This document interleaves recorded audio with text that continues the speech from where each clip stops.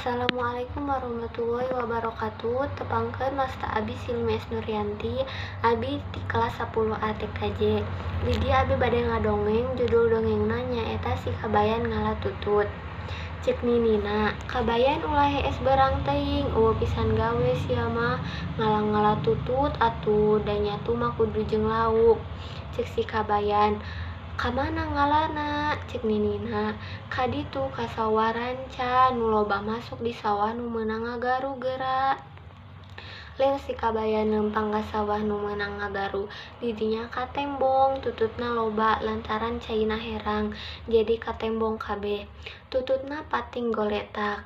Tapi barang diteges-teges ku si kabayan katembong ka langkang langit dina cai. Manehna ngarasa leuwang neuleus sawah sakitu jerona.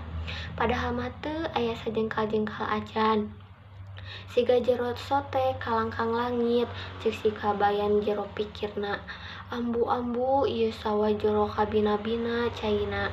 Kumaha dia alana eta tutut teh? Lamun nepi ka teu beunang, aing era teuing ku nini. Tapi eta tutut teh sok dialan ku jalma. Dek dileuketan bae ku aing. Geus kitu mah si kabayan leos ngalaleugeut.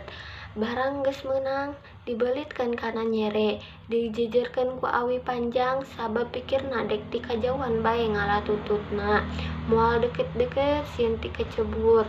Si kabayan ngadekul ngaleugeutan tutut meh sapoe jeput. Tapi teu aya bebeunanganana, ngan ukur hiji dua bae. Kitu oge lain beunang ku leugeut, beunang sote lantaran ku kabeneran bae. Tutut keur calangap, talapokna katapelan ku leugeut tuluy nyakop jadi beunang. Lamun teu kitu mah luput moal bebeunangan pisan. Sabab ari di jero cai mah eta leugeut teh teu daekeun apel, komo deui tututna mah da aya leueuran. Di imah ku ninina di dagohan, geus ngala salam sere jeung koneng keur ngasakan tutut. Lantaran ambleng bae, tuluy disusul ku ninina ka sawah. Kasampak si kabayan keur ngaleugeutan tutut. Ceuk ninina, nah kabayan ngala tutut dileugeutan.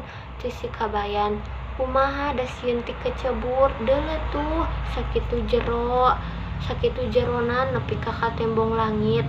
Ninina keheuleun si kabayan disuntrungkeun brus ancrup ka sawah. Ceuk si kabayan, hehehe geuning dadeet.